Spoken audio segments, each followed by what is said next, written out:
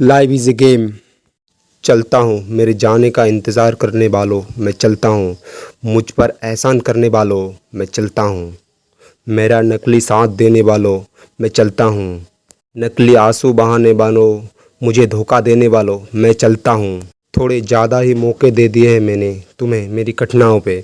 अब मैं चलता हूँ उस सड़क पर जिसको मेरी कदमों की आस कब से पड़ी है, और छोड़ता हूँ तुम सबको जिनसे मुझे काफ़ी आस थी। हर रात का अंत होता है, पर उसके लिए उस रात से गुजरना पड़ता है। पर रास्ता जूतों से नहीं, पैरों से चल तय किया जाता है, और पैरों को चलाती है वो जिसको हिम्मत कहते हैं। इस दिखावों की दुनिया से छाँव की पूरी होने की मांग मांग के मैं थक चुका हूँ। संघर्ष और मौत के जनाजे में दुनिया पीछे होती है और आगे हम होते हैं, क्योंकि दोनों ही बार अपना ही कटने वाला होता है। मौत पर भी अकेले जाना पड़ता है और संघर्ष करने के लिए भी अकेले जाना पड़ता है। मैं हर वक्त दुनिया से आगे रहूँगा, भी अपना संघर्ष का सामना करने के लिए आगे खड़ा हूँ। अगर जीता हूँ तो भी खड़ा रहूँगा, और अगर मारा जाऊँ तो भी सबसे पहले कंधे पे रहूँगा। अपनी असफलता का दोष कभी दूसरों को मत दो, और अपनी सफलता का श्रेय कभी खुद को मत दो, क्योंकि असफलता आपकी कमियों के वजह से आपको मिला है। सफलता हमेशा दूसरों के सहयोग और आपका सहयोग से मिलता है, और परिश्रम से मिलती है।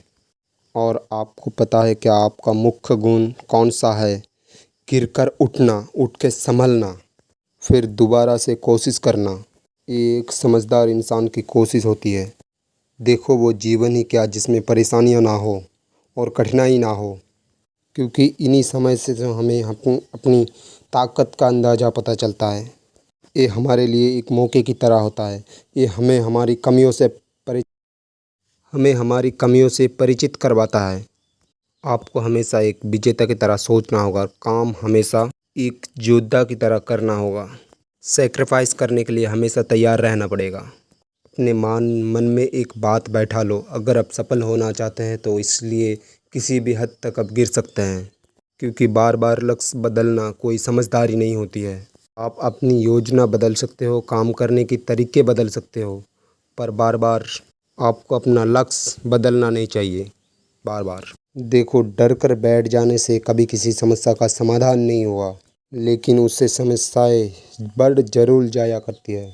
डर हमारे अंदर तक जा चुका है। हालांकि डरना हमने बचपन में ही सीख लिया था, लेकिन समय के साथ साथ हमें इस डर को कम करने के बजाय हमने इस डर को और बढ़ा दिया।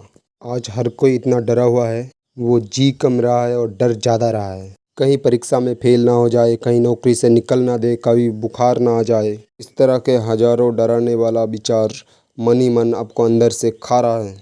इस तरह से डरने से आप अपनी कभी इच्छा को साकार नहीं सकते हैं। इसलिए कहते हैं जीवन में निडर बनने की कला सीखना बहुत ज़रूरी है। कभी ना घबराने की। Like, comment and subscribe now.